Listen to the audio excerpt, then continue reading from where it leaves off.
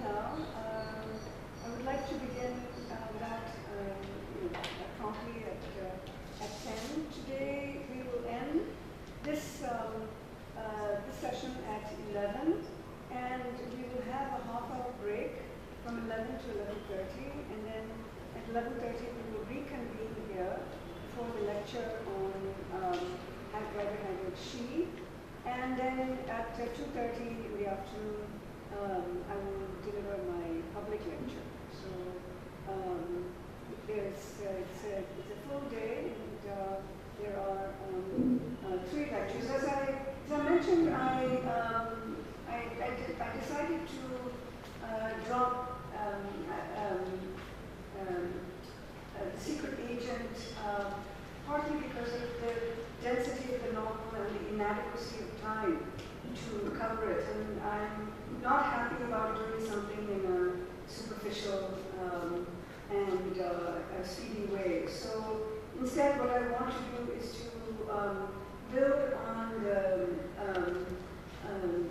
topics and the ideas that I introduced in yesterday's class on King Solomon's Mines. There were vast areas of the novel that we have not been able to get into.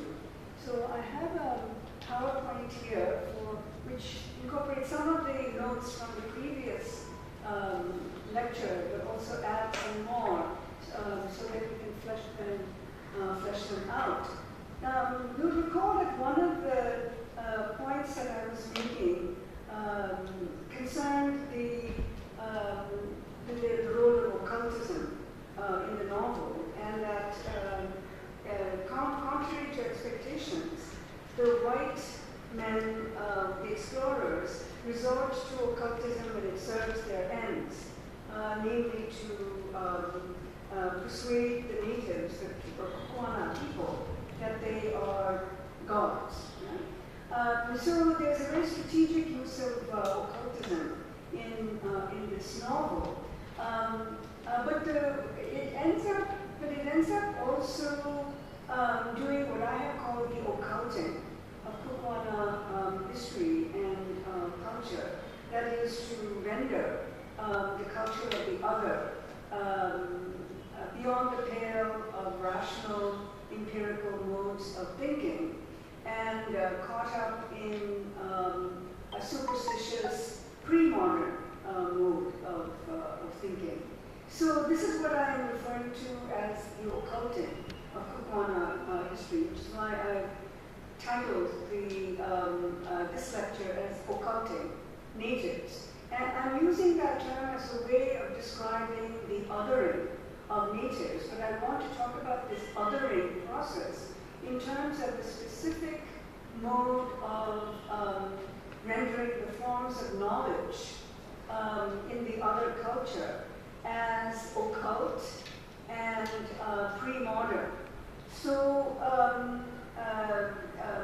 what I would like to suggest is that this occulting is a strategy of silencing and blocking off all that is threatening. And a number of you had asked certain questions yesterday, made remarks about what constitutes threat to the imperial imagination. And the threat coming from, say, the beetle, the threat coming from Mr. Hyde, the threat coming from Tonga, the threat coming from Gargoyle in King Solomon's Mines, and the threat coming from Aisha in the novel that we're going to talk about next, Haggard She, that this occulting of natives has the effect of silencing and blocking off the threats that they represent. So that is one way of trying to get into the world of the novel. And by representing the philosophies and worldviews of the Kukwanas in this fragmented occult form, the novel, ironically, also includes Kukwana culture in its own subversion. The novel doesn't simply reduce the Kukwana people to the status of the the gaze, the object of the gaze. But the Kukwanas, because they are rendered occult, the Kukwanas also use their occult powers to marginalize the white men and to challenge the white men from making any deeper incursions into their own territory. So there's this ongoing push between the European determination to occult the native and the native's recourse to occultism in order to withstand the power of the European colonizer. And what I mean specifically about resorting to occultism to withstand the power of the European colonizer is to always destabilize the ground of knowledge on which the European sovereign consciousness is grounded. So the more incomprehensible or mystifying something appears, the more of a threat that it appears to the person viewing it.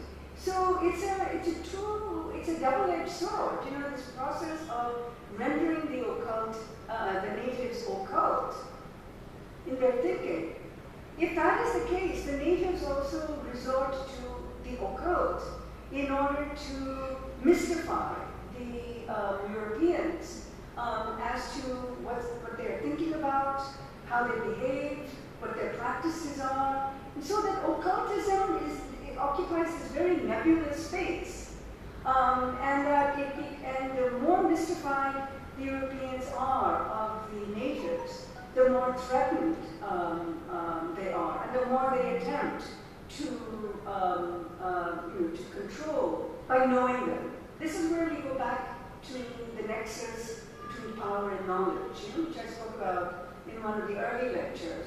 Foucault, going back to Foucault and Foucault's adaptation by Said, to look at the nexus between power and knowledge. That knowledge gathering is the means by which the unfamiliar, the mysterious, the unknown is made to be known. So that's one mode of alleviating the threat posed by the other, to try to document every aspect of the other's life, customs, practices, religions, superstitions, no matter how pre-modern it might seem. But the act of knowledge gathering becomes the means by which control is sought to be achieved over them. So that's one track in which, one very important track that the novel moves in. And the character in this novel who is like an interpreter, something like the Mirthway character in Mr. Moonstone is Sir Henry, Sir Henry Curtis. It's Sir Henry, after all, who's raising this question about the ancient road, which I discussed at some length yesterday. The ancient road, who built the road? The expectation is because it's so advanced, it must be the Romans with their advanced engineering skills who must have constructed the road. But it's Sir Henry who poses a different question. He says, I don't think so. I think it's the Egyptians who have preceded the Romans. And that violates the accepted trajectory of the writing of European history, which is that Europe is the center of the development of the modern world. And to really locate the center, not in Greece or Rome, but in Egypt, is almost considered to be an affront to the accepted premises of historical thinking in the West. And by the way, this is not where this refusal, or maybe I should say this resistance, to accepting alternative origins of civilization and especially when it's Egypt that's involved. It's not just something that you see in the 19th century and earlier. I think it persists even today in the battles between the classicists of Greece and Rome. There was a book published in 1988 by a scholar called Martin Bernal, B-E-R-N-A-L, Martin Bernal, B-E-R-N-A-L. And he wrote a critical study called Black Athena. That was the title of his book, Black Athena. And the thesis of his book was that the goddess Athena, who is normally identified with the goddesses in the Greek pantheon, Bernal argued by very meticulous scholarship where he looked at the progression of the Athena cult and how the cults changed in shape and form. And he concluded from this very meticulous research that Athena was in fact an Egyptian deity, and that the Greeks, and of course we're talking about commerce between the Greek and Roman world and the North African regions, and the Greeks in their travels took away aspects of other religions and incorporated them into Greek religion. And so it's not actually very surprising to learn that Athena is actually an Egyptian goddess who was adapted to the Greek pantheon. But when Bernal wrote this book, Black Athena, and this was 1988, it was not that long ago, his book created a firestorm, and the classicists furiously did battle with him, and they tried to poke holes in his scholarship, but it was principally, the furor was principally because he had challenged the traditional way of presenting the history of modern civilization as having its origins in the Greeks and the Romans. So for a scholar to come along and to say, it may not have really been Greece that had supplied some of the great tropes, the great deities, the great ideas of modern civilization. The historical records show that it is, in fact, Egypt. Bernal suffered immensely because of the backlash against his book. And I think many of you know that we're also encountering same things in the political context today. Here, that scholarship, no matter how dispassionately it might be done, no matter how neutral it might be, scholars after all are not supposed to be having political platforms. And yet the fruits of their research are often co-opted for political purposes. So we, I think, are very familiar with how something that goes against accepted premises often ends up being victimizing the person who is illuminating a historical development.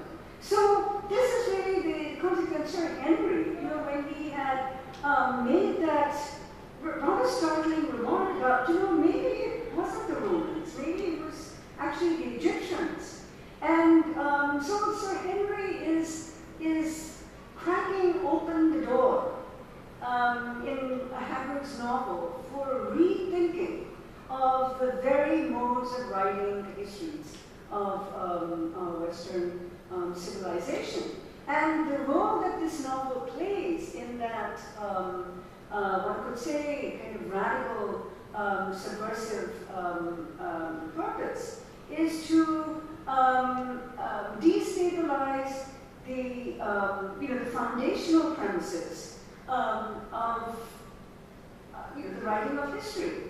And I'm not going to spend too much time going over what I said yesterday regarding the three statues in the cave, but I just wanted to reiterate how the very fact that it's at that moment when the explorers enter the cave and they see these statues that are not quite biblical, and that it causes doubts about why Solomon. Is Solomon really the center of the biblical narrative? And it creates a lot of suspicion about how Solomon has displaced Suleiman as the center for thinking about the histories of religions. And it's at that moment when the explorers observe that they suddenly remember that even in the Old Testament, Solomon is described as having temporarily gone after strange gods. And that after strange gods is perhaps the most, I find it actually one of the most subversive moments in the novel. And so the fact that the Kukuanas, the land of the Kukuanas is so anomalous in every way that it has advanced roads that nobody can trace the origins of. It has these caves, these mines that contain elements of what the explorers associate with the Judeo-Christian tradition. But what is that doing in Africa? In this place that they have already rendered a lost world.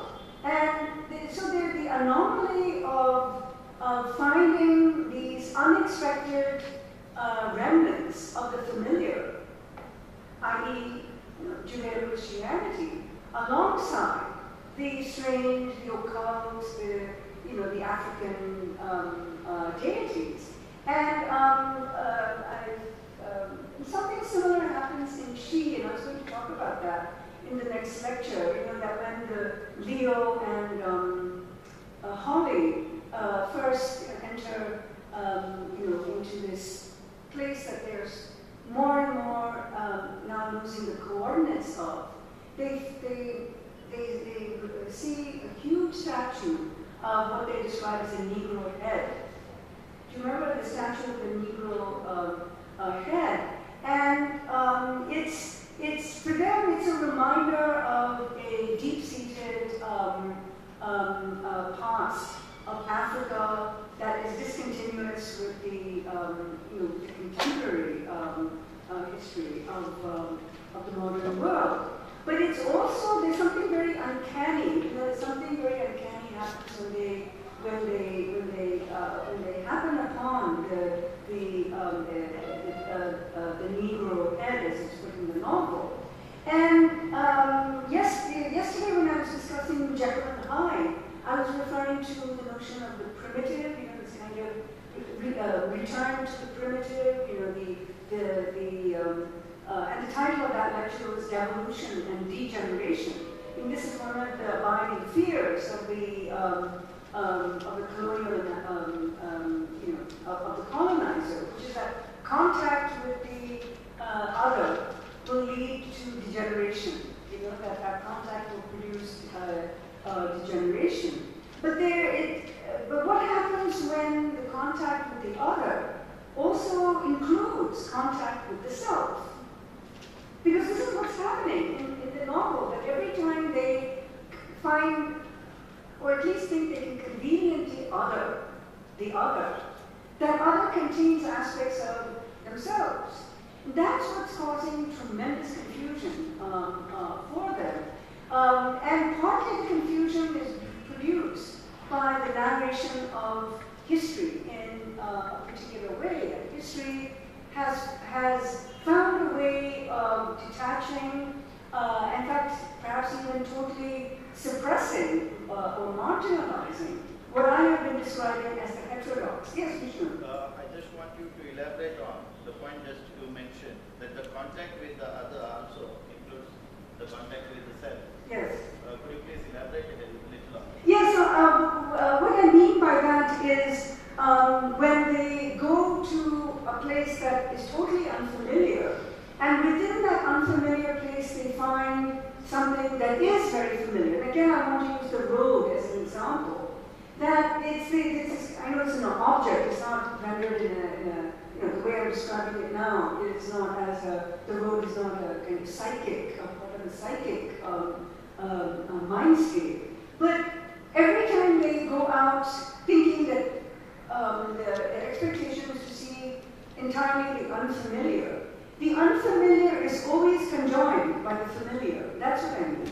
And that is what produces a confusion. The other word to use is the uncanny.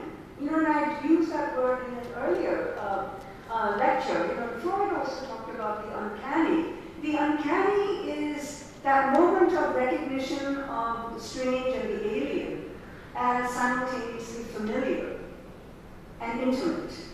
That's the uncanny. The recognition of the strange and the unfamiliar as simultaneously familiar and intimate. I think this leads to the... I think he wants to use it.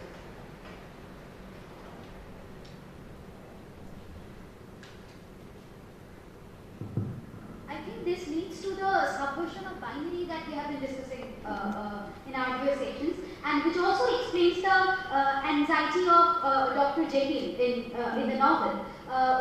One of the primary reasons, from the whatever we have discussed, it seems like one of the reasons that he was so much anxious all the time he wanted to introduce that binary, right? Yes. And not being able to, this contact between self and other that you just talked about. I think that was one of the reasons of his anxiety that we encountered in that novel. This is absolutely excellent. I know we talked about this yesterday too, the same similar point had come up. Vishnu, do you want to add something? Now you said that they had gone there with an expectation of seeing something unfamiliar, and they are struck by something familiar. Yes. That's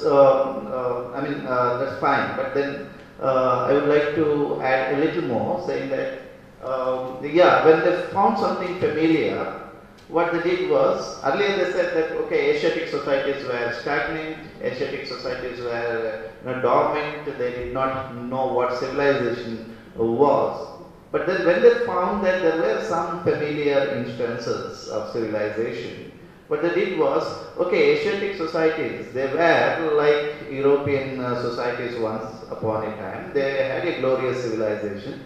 But then, at some point in history, I think they became dormant. Yes. This justification. Dormant or lost. Yeah. Sometimes they're rendered, in fact, in Haggard's novels, the dormant civilization is treated as if it's a lost civilization.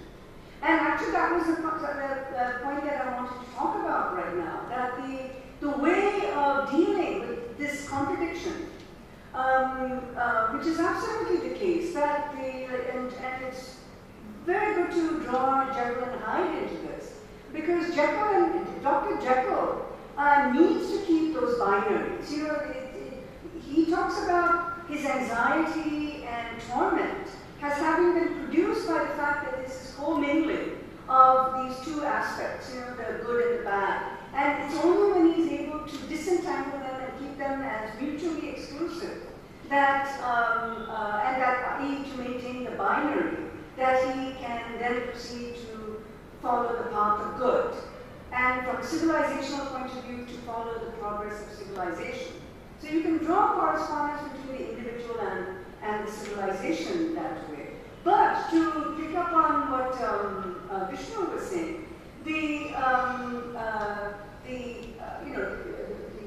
when through this accumulation of knowledge about Asian societies or African societies, when there was a sense of looking at an aspect of that society which appeared to be familiar, it was also pushed into the background as saying that was an earlier stage of Western society. Hegel did that. This is called the Hegelian stages of history. Hegel had all these chapters on India and China, and he said that because this was the problem that the Orientalists encountered, that how to deal with the fact that when they are reading some of the philosophical texts in the Hindu tradition or reading Arabic texts, in fact, when we talk about Aisha, that's her contradiction. She's a learned woman. she's a learned woman of Arabic, so she, how does one deal with this expectation that, these people are all ignorant, they're all primitive, and they come across these systems of thought which are highly evolved, and they don't quite know what to do with that. One is to say, well, it's a stage of thought that is the early stage of the development of history, and that was Hegel's, that was the Hegelian thesis. The second, which is, if I can respond to what you were saying, is to look at that, that advanced thought, and to say, well, that thought has now become stagnant. There was a point at which your ancient civilizations of India, China, were so advanced, but because of despotic rulers and the kind of self-indulgence and so on, because of that thought became stagnant. And it's the stagnation that has to be addressed by the introduction of European education.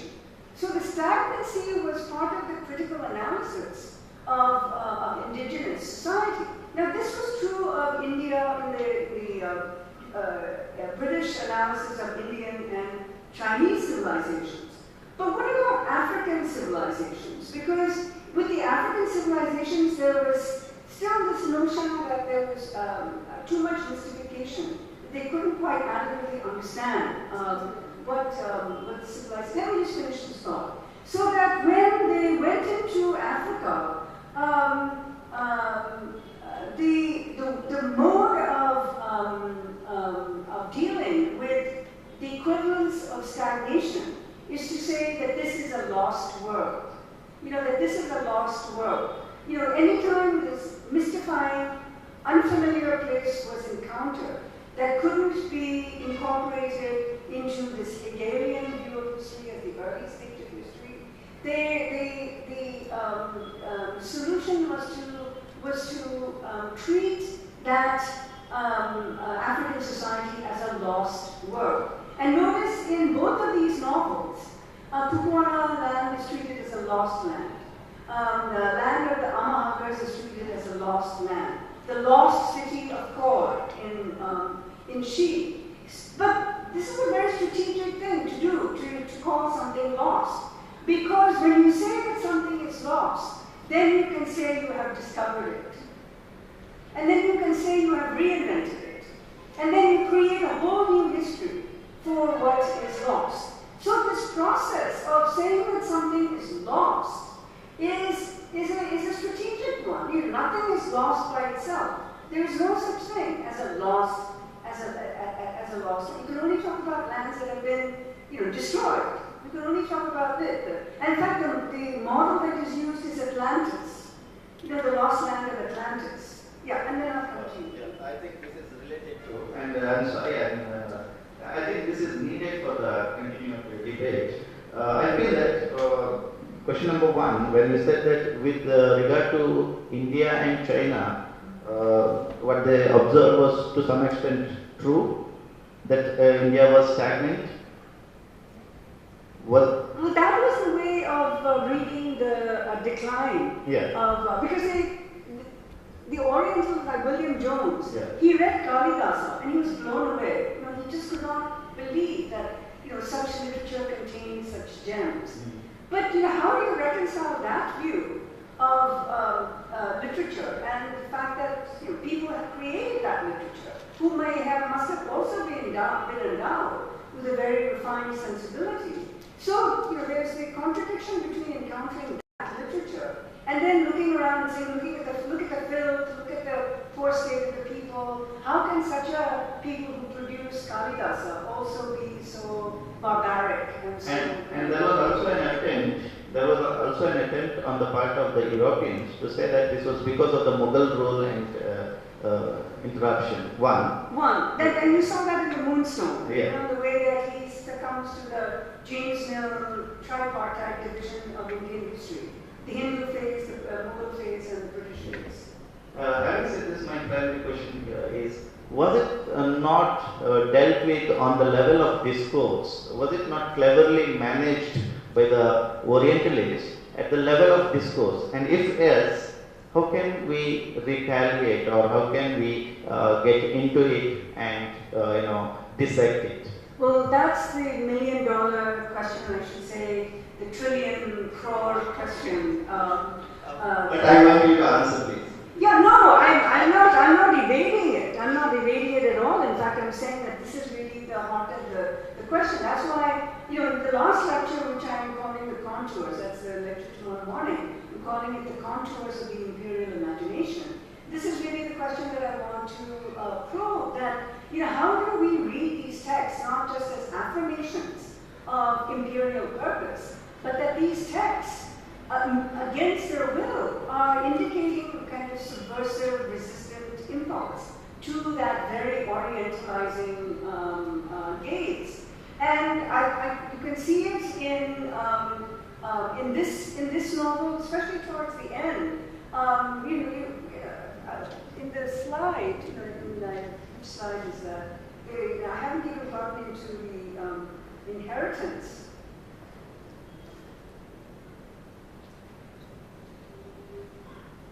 Oh, this was actually, I think, in the earlier slide. Well, it's not.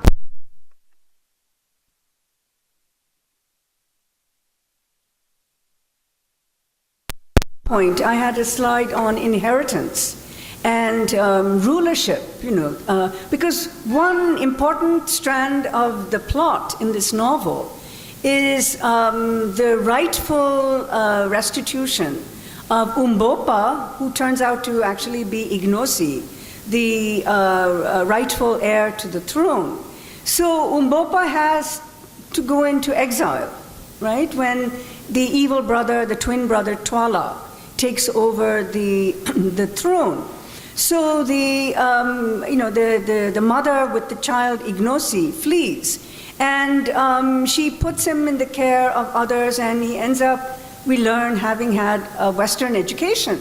He learns English, he knows English, and that's the reason why he's with the European explorers. He's like the intermediary. He's a Dubashi in the African context. So he is, his thinking is English and Western. He's able to articulate the aims and ideals of Western culture. So he's like this assimilated Englishman in his thinking about, about rights, about equality, about duty and responsibility. When it emerges that Umbopa is actually Ignosi, who'd fled at the time that the evil twin had taken over the throne. How does Ignosi get back on the throne? How does he become the rightful ruler? He can't do it on his own. He needs the intervention of the British. So this becomes an important plot line, that here are the English characters who become the instrument for the rightful restoration of the proper king to the throne. It can't happen on its own. That's the way that the novel reads. It can't happen on its own. So the English have to be involved in the introduction of principles of justice and the smooth transition of power, so that Ignosi can be the true and right ruler of the Kukwanas. But we learn at the end that Ignosi doesn't continue to embrace the Englishman. Once he attains the throne, the first thing he does is to then prohibit the entry of Englishmen into the land. And the access, all forms of access to the kingdom are blocked. So how does one make, what does one make of this ending? That instead of what you would expect as a continuation of a neo-colonial relationship between the newly enthroned ruler and the British in fact are pushed out. So this is, there's this kind of incipient moment of resistance and independence that is part of the, part of the way that the novel is engaging with this question of, if there is a true fidelity to the principles of justice, that justice would be violated if the British still continued to remain as the puppet masters of ignocy. And the novel can't, it's as if the novel has lost control over itself. That it goes in a way that suggests that there's a push towards autonomy and the refusal of control by the British. That if justice is the real motive for the presence of the British, the natural result of that should be that once that justice is served, the British should leave. You notice that this was actually an argument that was made in the Indian national movement. Gandhi, was always advocating the nonviolent overthrow of the British, and never insisting on the rejection of Western education, but insisting that education, if it was intended to create enlightened, responsible, and just justice-observing subjects, that goal would have that goal can best be fulfilled by the political independence of Indians. I mean, this was Gandhi's brilliance, that he was using the very logic of British expansionism to say, well, if this is what is the goal of the British, the natural outcome of that would be the liberation and the autonomous self-rule of Indians. So Gandhi never talked about and never believed in the rupture between the British and the Indians, but he believed that this was the very basis of how a society became independent and autonomous. And he really put the British, held the fire to their feet. And he always said that. He said he was making an appeal to the moral conscience of the British. He always said that. I'm making an appeal. The call for independence comes about as a result of holding the British up to their own moral standards. And he was right. It was really the means by which he managed to secure independence. And that question always came up to him. He was always asked, well, suppose instead of the British it was Hitler who was ruling India, what would you do? And would your independence movement, your nonviolent movement work? And this was the response that he made, that for the nonviolent movement to work, it implies that there is a reciprocal understanding between the principles of liberty that are sought to be introduced into this society and those very principles that are evoked in the call to nationalism. So, I find it really intriguing that Ignosi is doing something very akin to Gandhi. I don't know anyone who's actually made that kind of leap, and it may be a leap, but I'm just struck so much by how there's a kind of proto-independence moment in this text that is, quite startling in the face of it, because the full context of it is imperialism and greed and, diamonds, and yet there is this other space of political, the carving of political autonomy that is, really quite remarkable. And But it is something to think about. I know, Kalpana, you did have a question earlier on, so... No, it was just a supplement to what you people were saying about it is not only in the literature of lost worlds that we come across, but it is a very, very strategic thing in colonial texts to depict the ruins of any particular country the British represent. Just to show that, yes, we acknowledge that glory is there, but now it is in the form of ruins. The ruins. Oh, you said ruins. Ruins. Yeah. It is a very, very powerful trope occurring in all the colonial texts, almost. So that is, again, their way of salvaging their own conscience. Yeah. They come across all these things where, they find their counterparts to have been more advanced than them in certain respects. But at the same time, they don't want to relinquish their stance. So this is one way of it they achieved, I feel. Yeah, I wish I could speak about ruins at great length, because the ruins are part of the phenomenon of rendering a world lost and relegated to an unrecoverable past. That the ruins are there as a way of allowing you to reconstruct, what that civilization would have looked like. I mean, this is the principle by which archaeological excavation, finds its logical resolution, which is that the excavation is the means by which you can reconstruct the world that had been there. So it's like, remember when Doyle talked about, Sherlock Holmes talked about connecting the dots, and trying to find the relationship between the dots as a mode of deduction. Archaeological excavation does something similar. It reconstructs that lost world by establishing the relationship between different elements of the ruins.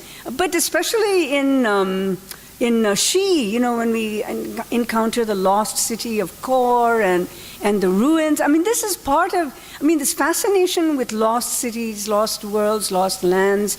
It's really an extraordinary and abiding part of the literary imagination. And, the unending series of books, going back to Antiquity, literally, to Atlantis. It was in Plato, in his book Timaeus and Critias, that the first mention of Atlantis is found. And Plato had written about Atlantis as this lost land that was many, many eons ago. He says there was a very advanced civilization, so advanced that there's nothing in modern times that parallels the level of advancement of Atlantis. And yet, because of a catastrophic earthquake, the entire land of Atlantis was consumed by the oceans.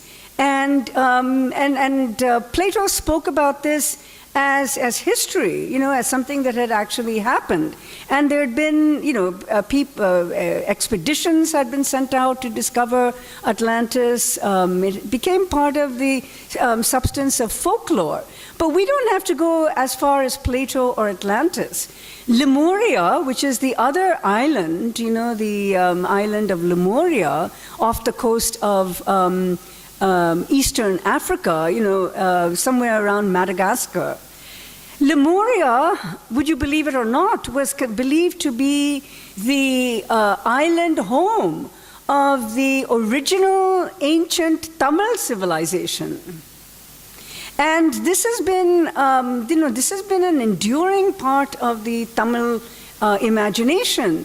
And Sumati Ramaswamy, wonderful historian, she's written an exceptional book called The Lost Land of Lemuria, which I highly recommend. It's a fantastic work of scholarship. She's a historian, by the way. She's not a fiction writer. She's not a literary scholar. She's a historian, and she actively, pursued the textual archive on Lemuria. But what's so fascinating is that the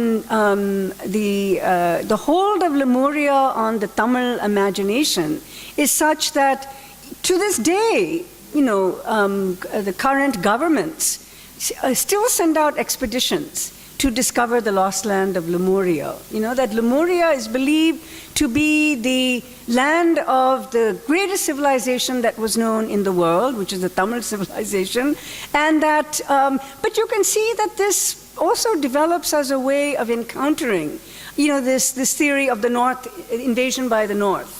The subjugation of Dravidians to the Aryans. So Lemuria comes out of that sense of saying, Tamil civilization was great. It had the greatest and the oldest literature, but that literature died in the deluge, the great deluge. Like Atlantis, Lemuria was consumed by a great deluge. And Sumati Ramaswamy looks at a lot of materials, even in the, existing, the surviving legends and songs and epics, to note the places in which there are these references to the deluge, to the great deluge. So we really don't even have to go as far as Atlantis to try to understand how important this notion of lost lands are. And Lemuria continues to be this metaphor for the greatness of the past that had been obliterated by stupendous natural catastrophe. But it is one way in which the inhabitants of a region try to account for the ruptures that have existed within their own societies, if they have been colonized, if they have been subjugated, if they have been derided as inferior, racially inferior, culturally inferior. But there's this attempt to recover the elements of self-worth by an appeal to the idea that there once was a great civilization which had been destroyed. And so if on the one hand, in this context, and I know we've sort of wandered away from King Solomon's Mines, but in this context, if the white explorers designate a place as lost, the Kukwana people are also sort of, trying to push back against this idea of their societies being understood as lost by the specificity of their own customs and their own practices as living practices, and not something that can simply be pushed into the background. Now, one of the really startling things in this novel, and it's also true in She, is that when the explorers meet the Kukwanas in Solomon and the Amahagar in She, they're struck by how elegant they look and how striking they are in their physical features, and they also talk about how even the unusual aspect of courtship patterns, that it's the women who pursue men in the African societies. And of course it's also very, kind of threatening to the male characters, because it's much easier for them to deal with the damsel in distress, which you have in both novels, Fulata in one and Ustane in the other. But it's much more difficult for them to encounter, and even Fulata, in Ustane, by the way, in She, it's Ustane who chooses Leo, and she's the one who actively pursues him. So this is very, this idea that a society is not shaped by patriarchal norms is very unsettling to the Englishman. And it's when we are talking about binaries, it makes them very uncomfortable about how this possibility that other societies may have it the other way around. You know, where it's the women who are in charge. It's women who drive the courtship patterns, and it's women who are the learned ones. Gogol is the learned woman in Solomon, and Aisha is the learned woman in She. And to encounter these learned women who are so adept in different practices, both both the scientific as well as the occult, is that's also very, very unsettling. And I wanted to talk about Gogol because we do only have about 10 minutes left. And can you just move to the next?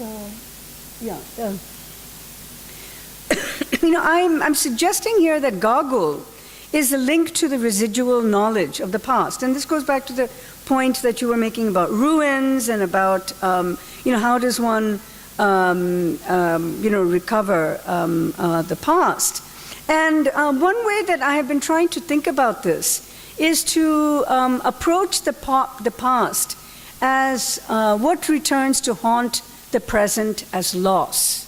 You know, that the question I'm always asking myself is, how are past and present related in these novels? You know, because especially in Haggard, where he's so fascinated by how to represent an inaccessible past.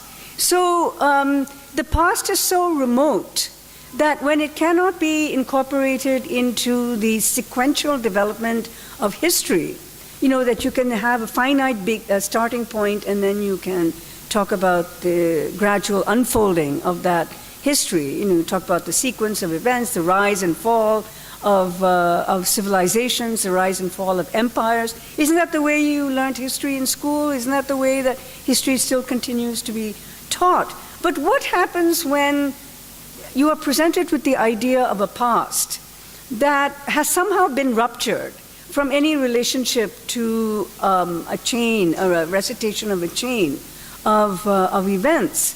And one way of thinking about it is to view it as a form of haunting of the present as loss, so that even this question of loss, I know it's terrible for me to discuss something in 10 minutes, and I've been spending a long time, many years, trying to deal with these questions of enchantment and disenchantment. But the idea that with the progress of civilization, and with the secularization of society, and with the acceptance of science and rationality as the way in which we organize and understand the world, what has been lost in that process? What has been lost in the process by which we reach? We move towards, inhabiting a scientific world. And one of you came up to me after class, maybe it was Alvin, I'm trying to remember, raise your hand if I get you wrong. But one of you came up to me after class and said, well, Sherlock Holmes, is he cutting off the emotional side of his life? Was it Alvin? Yeah.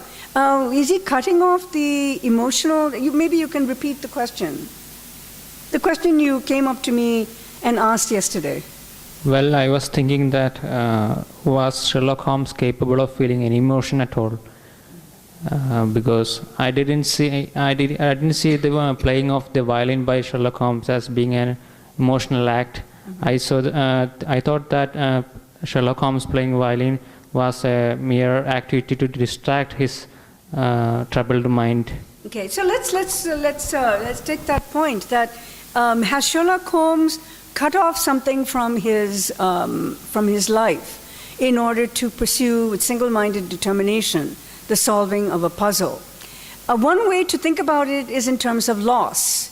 Has he lost some aspect of the emotional life in his pursuit of scientific precision? So this is a very simple case of interpreting a character's makeup in terms of what he has eradicated from himself. And for Sherlock Holmes, it would be the loss of an emotional life. He would not see it as loss, but when we are looking at it from the outside, the success that he is able to achieve also involves him having to pay a price, which is the price of losing, sense of connections to people or having an emotional life. And I'm using this as an example to talk about how to think of the past, that if you and I had plenty of time and we wanted to write a short story based on Sherlock Holmes, and we wanted to write a story about Holmes in a more fully fleshed way, so that he's not this did you say that he was a sociopath, that some of the television shows show him to be a sociopath, but you want to make Sherlock Holmes more humane. What are the ways in which you would go about trying to make him more humane, less of a sociopath, more of a human being? And one way of doing that might be to have Sherlock Holmes, constantly push himself to remember a past. Constantly push him to evoke, memories. And Sherlock Holmes seems not at all in this novel to be plagued by memories of any kind. Memory is only memory of facts and dates and things, that allow him to be a detective. But the other aspects of his life. So if we were trying to write a novel in which Holmes is a more fully fleshed out figure, it would mean that we would try to draw in the relationship between a past life that Holmes has suppressed, and bring it into the forefront of our rewriting of Sherlock Holmes, so that in that sense, loss has an enabling effect, that we try to recover the loss that that marks his present, and that loss is the means by which his new life Excuse me, ma'am. Can be written. One way of rendering Sherlock Holmes humane is from his positionality as a detective. And he is very sympathetic to characters like Small. And he is prepared to have all of their story. So in story after story, especially when... But isn't it also the case that when he asks for Small's story, that is what you do when you're in the police, when you are part of a, legal and, criminal detection authorities. You are supposed to solicit the testimony of the criminal. What is your side of events? And then they will record everything. But elsewhere, in certain stories I don't remember, where he feels the criminals are more wronged, he tends to take the side of their side and be more sympathetic towards them. Yeah, so, let me finish with Goggle, because otherwise we'll never get to I used this because it was raised as a question yesterday, after class. But in this point that I'm making about Goggle as a link to the residual knowledge of the past, can you just move to the next slide? This is, if you have your King Solomon's Mines, you will see here in the very last page, chapter 15. It's the very last page of chapter 15. And I have that quote on the PowerPoint so that you can follow along, even if you don't have your book with you. And it's a very, this is Goggle who's contradicting herself within the space of a couple of sentences. First, she says, once a woman showed the place to a white man before, and behold, evil befell him. Her name was Goggle too. Perchance I was that woman. Okay, so in this first instance, she's actually talking about Sylvestra. That first when she says, once a woman showed the place to a white man before. And this was long ago. This was the original the diamonds and the story of the diamonds. And she says, and evil befell them. This is the evil that befell the Portuguese, da Silvestre. So when she says her name was Gogol and perchance I was that woman, and the narrator says, thou liest, that was 10 generations gone. You couldn't have possibly been alive 10 generations ago. And then in the next sentence, she says, mayhap, mayhap, when one lives long, one forgets. Perhaps it was my mother's mother who told me. Surely her name was Gogol also. So I want to use these two sentences, the final moments of this lecture, that, what's up with Gogol? Is she just misremembering, as she says in that last sentence? Is she boasting about herself in the first sentence, that she's as old as time? And in the next sentence she says, no, not really. Maybe it was my mother's mother who was there, and her mother before that. And maybe they're all called Gogol. Maybe everyone in my family is called Gogol. The words perhaps and surely. Yeah. Yeah, the total contradiction, and that you can't have both. That can it be perhaps and can it be surely, and then mayhap, meant exactly in the last line that perhaps it was my mother's mother, and surely her name was Gogol too. But do you find something bizarre about the fact that, on the one hand, she is talking about herself as being a witness to history, kind of timeless history.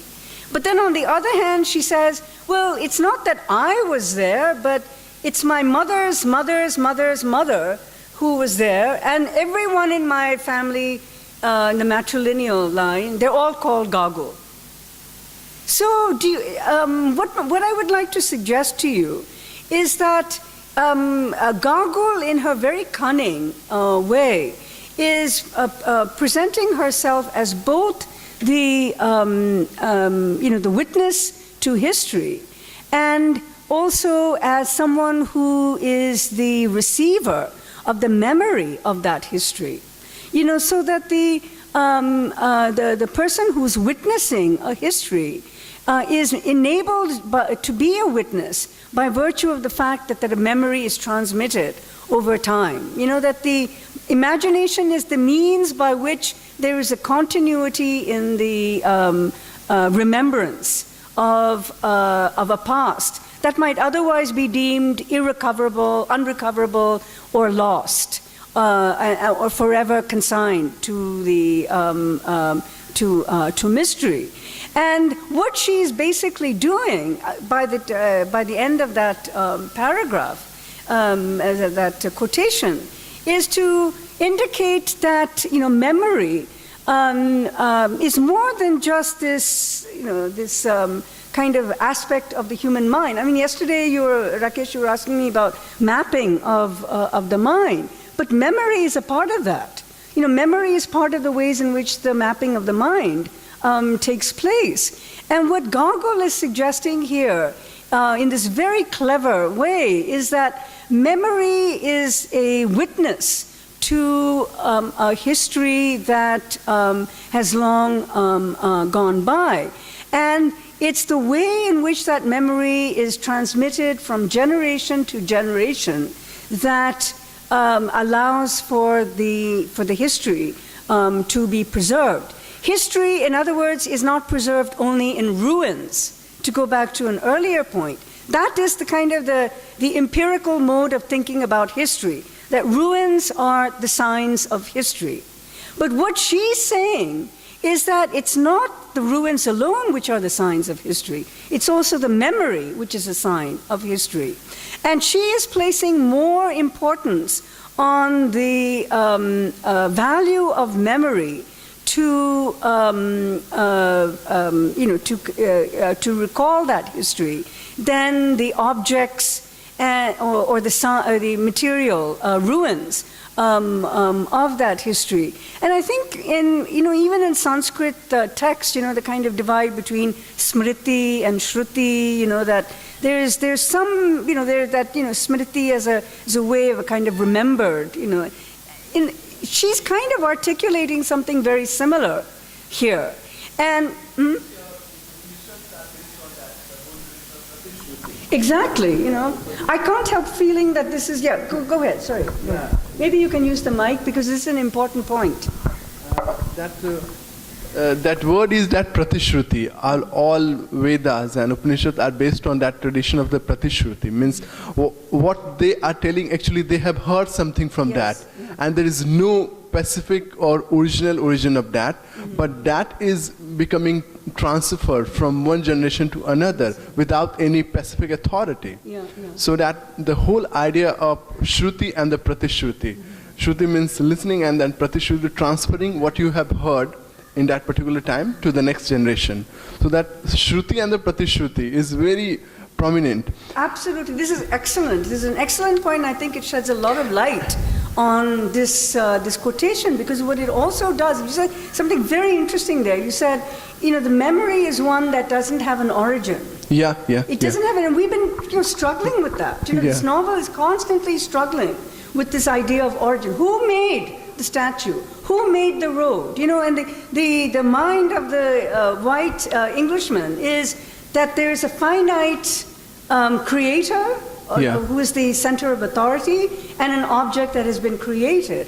So the notion of origin is one of the cherished notions of the Western epistemology.